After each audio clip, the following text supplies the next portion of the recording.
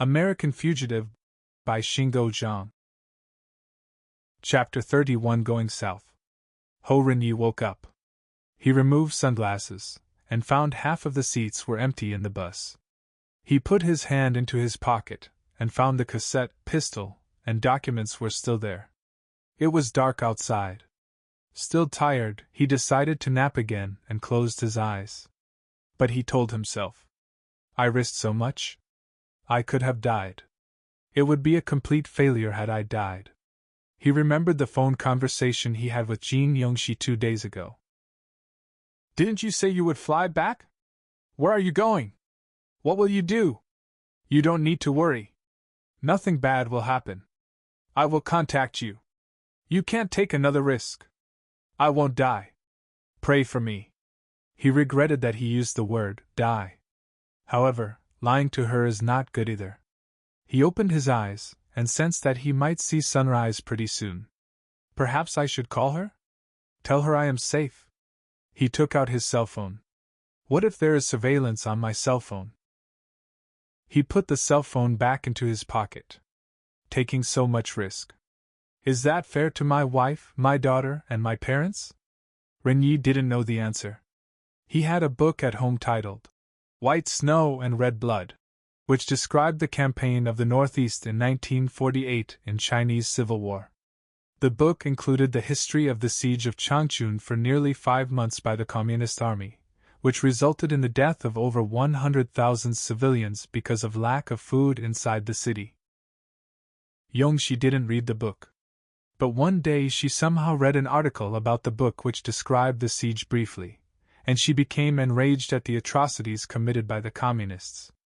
She cursed Lin Biao, who was the commander of the Communist Army, and called him a murderer, maniac, war criminal, and beast. Ren-Yee knew the decision of cutting off all supplies to the city was not made by Lin Biao alone. Mao and other top officials made the decision collectively. Is it worth searching for the truth of death for such a cruel person? Ren-Yee had no answer. However, the death of Lin Biao and the siege of Changchun are two things. Committing one crime does not mean everything he did was criminal. It's still worth to dig out the truth behind his death.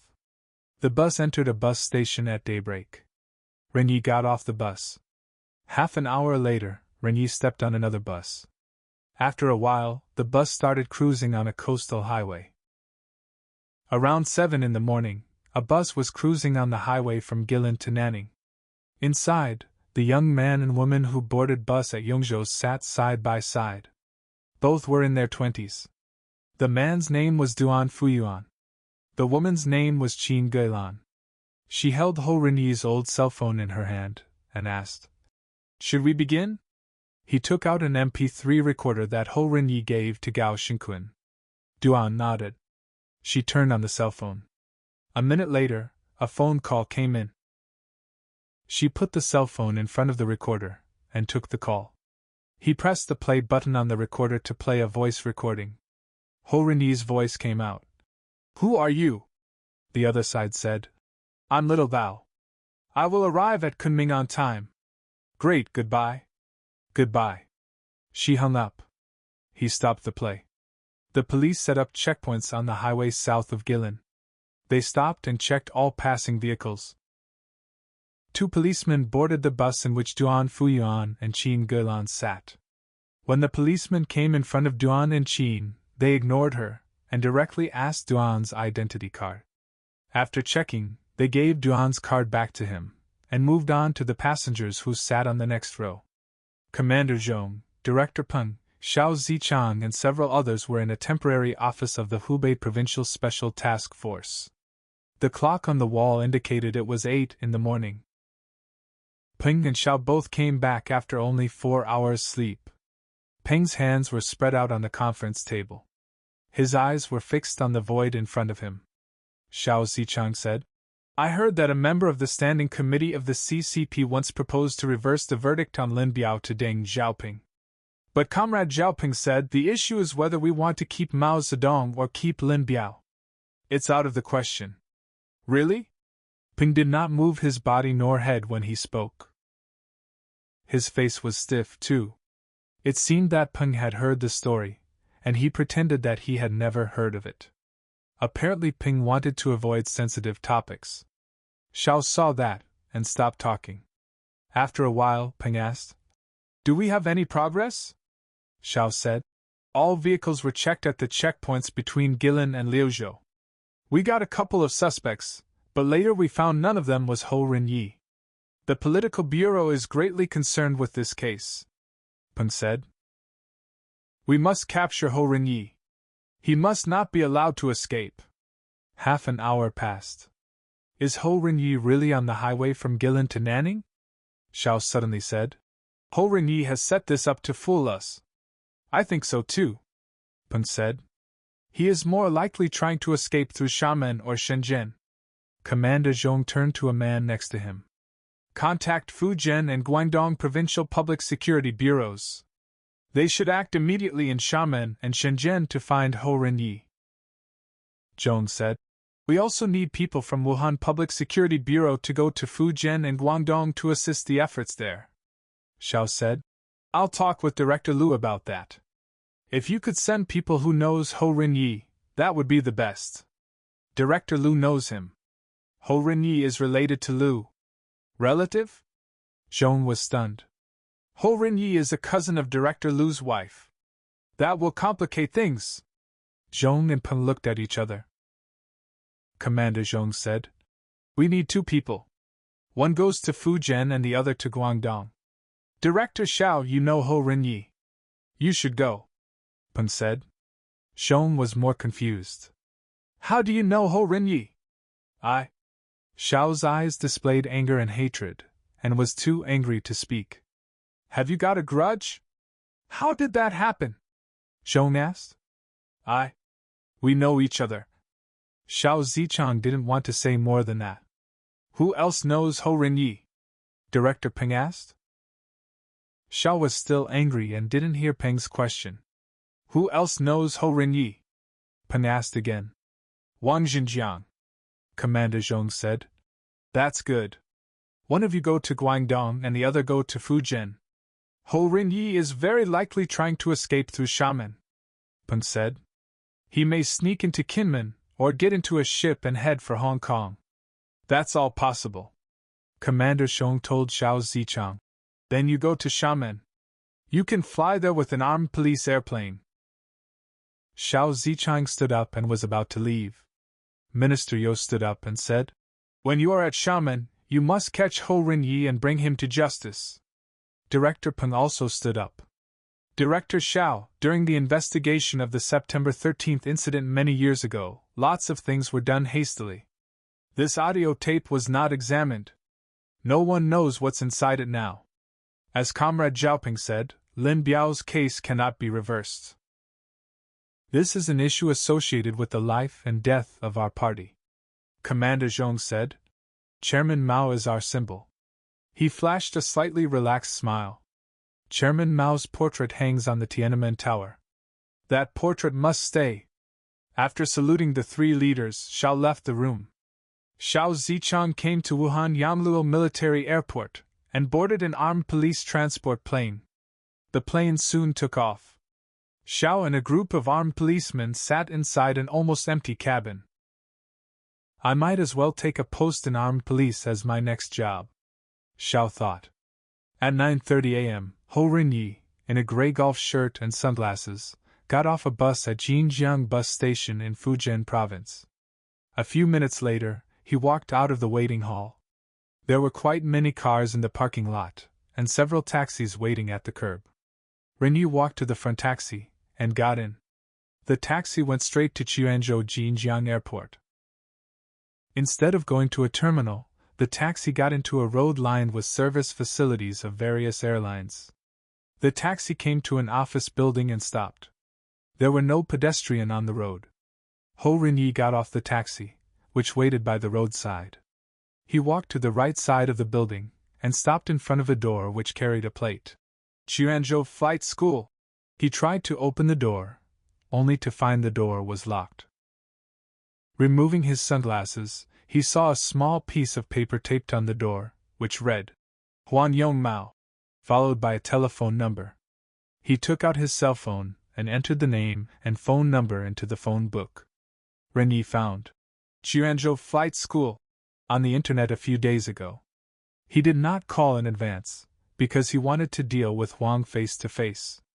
Ren-Yee called Wang on his cell phone, and they agreed to meet immediately. Ren-Yee got back into the taxi and headed for the meeting place, Mingdu Hotel. Ren-Yee entered Mingdu Hotel reception area and saw a cafe on the right-hand side which was pretty busy. Entering the cafe, he took off his sunglasses and asked for a cup of coffee. He sat down at a table against the wall. A middle-aged man came into the cafe. Ren-Yee got up and walked up to the man. The man held out his hand first. "Are you Mr. Ho?" Ren-Yee nodded. "Ho Ren-Yee. Huan Yong-Mao." Huang was about 50 years old, in a white shirt with red stripes and suit pants. His hair was a little long, but very neatly combed. He spoke Mandarin with a southern Fujian accent. "Are you from Tainan, Mr. Huang?" "I am from Kaohsiung." "You have a keen sense on people's accent." Huang was quite happy. He also ordered a coffee. The two sat down by the table. Ren-Yee said, "I learned to fly in the United States." "Oh? Where did you learn it?" "In the Bay Area." "I learned it in Los Angeles," Huang said. "Do you have a PPL?" "PPL stands for Private Pilot License." "Yes." "Where did you study?" "Davis," Huang said. "Wow. We are alumni of the University of California. I studied at Irvine. I didn't expect to meet an alumnus here." Ren-Yee said, "Brother, what made you to open a flying school?" "I really wanted to fly. Private aircraft are not allowed in China." "Yes. So I started a flying school." "Brother, you are building a road by day and digging a tunnel by night." Huang grinned. Ren-Yee sighed. "The stupid Chinese government.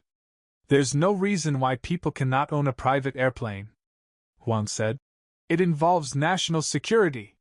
He then said, "On the other hand, wouldn't it be safer if the government had let those who want to escape just leave?" Huang raised his eyebrows, sending his question to Ren-Yee, while smiling with satisfaction. Ren-Yee manufactured a smile and said, "Freedom. Where is freedom?" Huang laughed. "Everyone I met in the continental China told me he was free." "What do you mean I am not free?" After a pause, Ren-Yee said, "I came here because I want to fly across the strait." Huang was stunned. He scorned at the idea. "Would you like to go to Taiwan? There is no place for you in Taiwan. Besides, the Taiwan Strait is the most guarded place on Earth.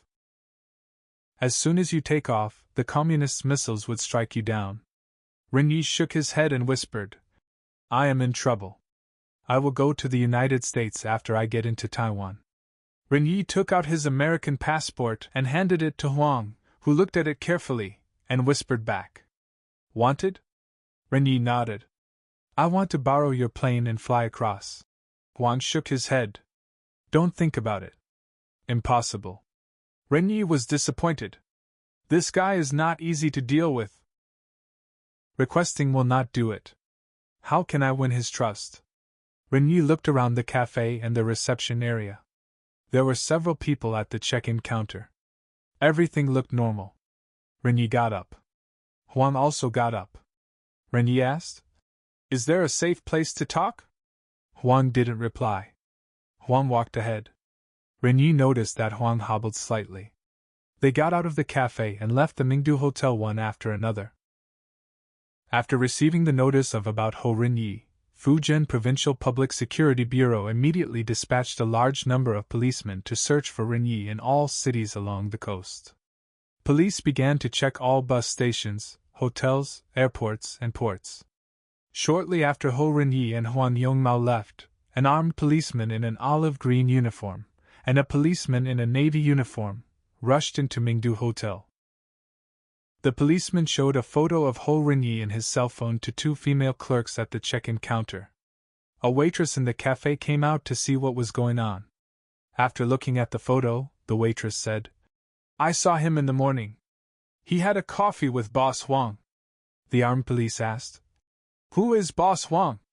He is the boss of Maoyuan Food Company. Where did they go? I don't know, the policeman said. Let's go to his company. The two men left in a hurry. As they walked out, they reported the sighting of Ren-Yee to their superiors. After leaving Mingdu, Huan Yongmao took Ren-Yee to Maoyuan Food Company, which occupied a big box building.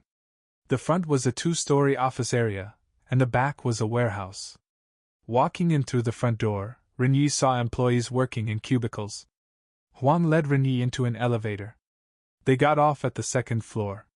Huang's office was at a corner, and had 2 outer walls made of light gray glass. The office had a conference table with chairs on the left side, and 2 file cabinets on the right side. Huang's desk was near the corner, and was not well organized. After closing the door, Ren-Yee said, My friend gave me something to take to America. What? Is it a state secret? Not a state secret. It's an evidence in a criminal case. What criminal case? Lin Biao. Who is Lin Biao? Never heard of Lin Biao? Ren-Yee was disappointed. Huang sat down in his chair and pointed to the scar on Ren-Yee's face. Escaped from prison? Ren-Yee shook his head. They released me after 5 days in detention center. Ren-Yee unbuttoned his shirt and showed his wounds. Huang shook his head sadly. You Chinese? Ren-Yee was surprised. What does that mean? Aren't you a Chinese? Connecting the dots between Huang's Tainan accent and his words, Ren-Yee suddenly understood the man. Huang continued in Mandarin with his Tainan accent. We Taiwanese like straight talks. My grandfather was taken from his home by you mainlanders in the middle of the night. He was arrested without a charge. Huang spread his 2 hands and stared directly at Ren-Yee, as if Ren-Yee were a nationalist official who arrested his grandfather. Ren-Yee didn't know what to say.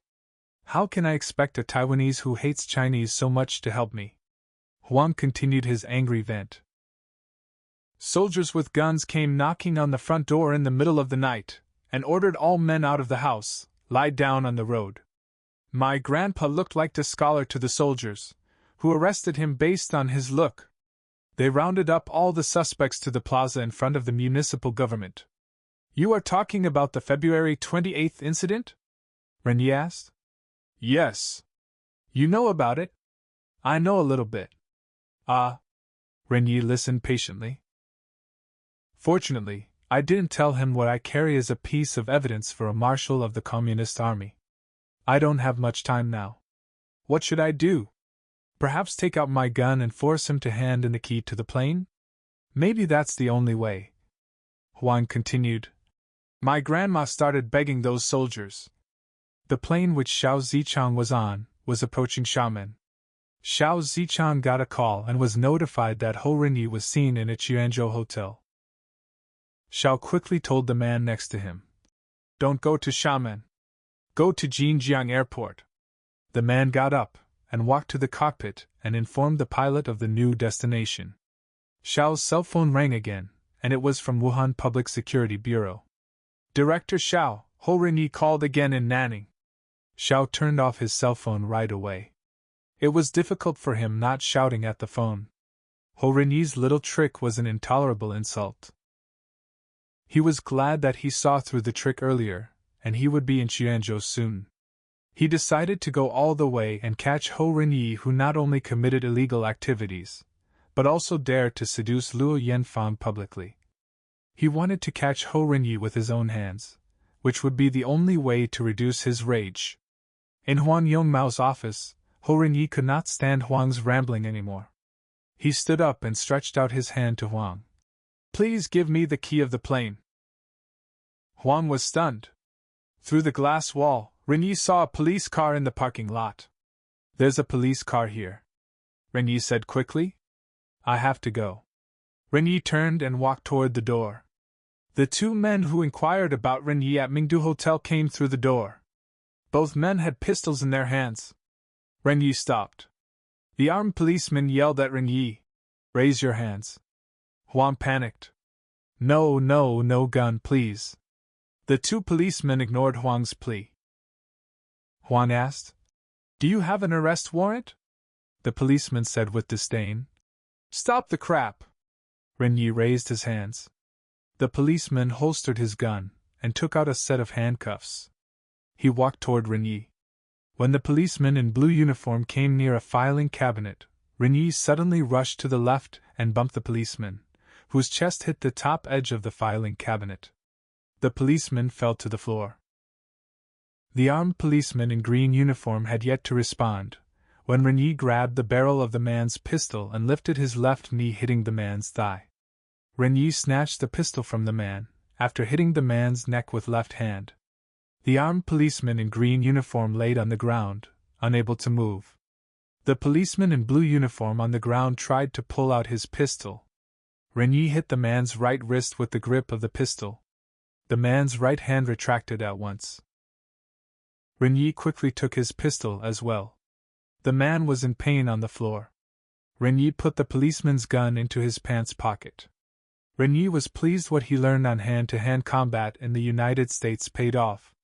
A navy blue hat and an olive green hat littered next to the two men on the floor. Wang was impressed at Ren-Yee's ability in fighting. Ren-Yee signaled Wang to leave using the pistol in hand. Wang walked toward the door. Ho Ren-Yee and Huan Yongmao walked into the corridor. Let's go to the airport now, Ren-Yee said. Wang became excited. That was the way to deal with a tyranny government. Looks like the communist government and the Kuomintang are all the same in Huang's eyes. Ren-Yee asked Huang, Do you have the plane's key? Huang nodded. Ren-Yee said, That's great. The two came to the first floor. Through the glass panel on the front door, they saw a police car entering the parking lot. Ren-Yee quickly grabbed Huang's hand. The two turned around and walked to the back door which led to the warehouse. After getting into the warehouse, Ren-Yee locked the door behind him. The back wall of the warehouse had several doors for trucks loading and unloading goods, all of which were open. A truck parked outside a door. Ren-Yee and Huang ran toward that door. A young man operating an electric forklift just deposited a load of boxes inside the truck, which was half filled. The forklift backed out of the truck. Seeing Ho Ren-Yee and Huan Yongmao running toward him, the young man stopped. Ren-Yee said, No more. Close the door. The young man was at a loss when he saw a gun in Ren-Yee's hand. Close the door quickly, Huang told him. The man got off the forklift, pulled down the back door of the truck and locked it. Someone was kicking at the door Ren-Yee just locked. Ren-Yee signaled Huang to jump to the parking lot which was about a meter below the warehouse floor. Huang could not jump. Ren-Yee jumped into the parking lot, turned around and opened his arms.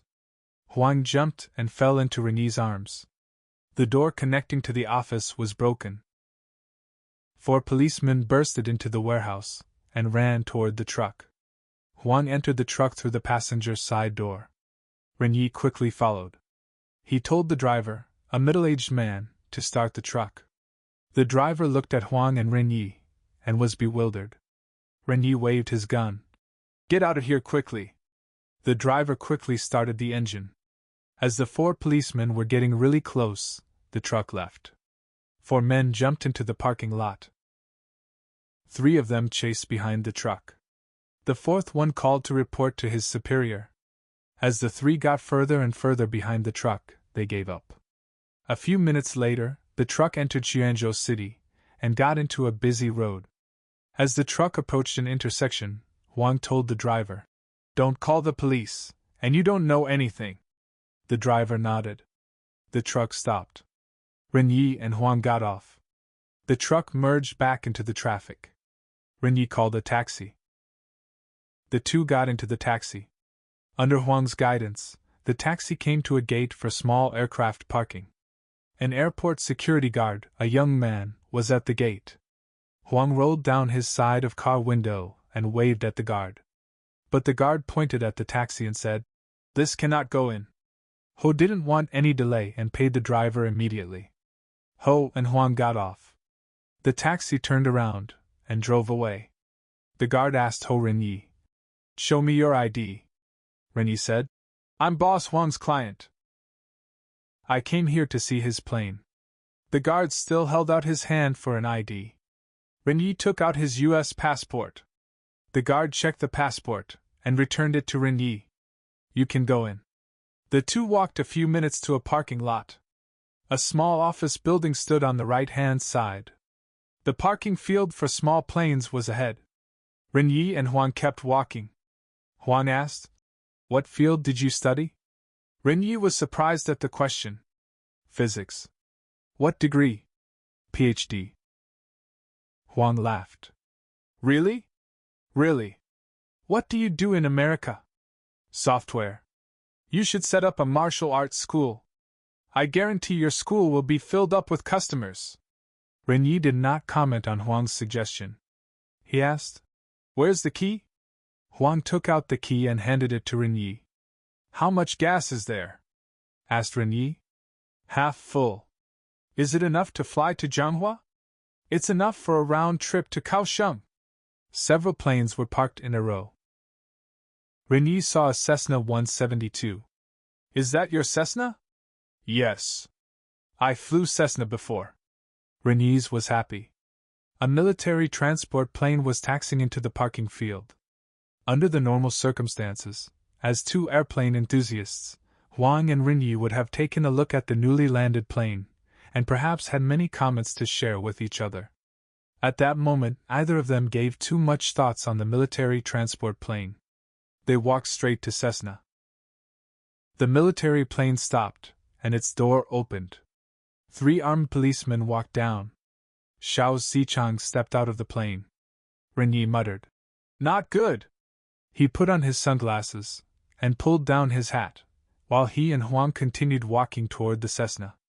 Xiao Zichang saw 2 men walking towards a row of parked planes, and one wore a hat and sunglasses. Xiao immediately became suspicious. He carefully observed the man with the hat and quickly recognized he was Ren-Yee. Xiao pulled out his pistol and realized that his hand was shaking.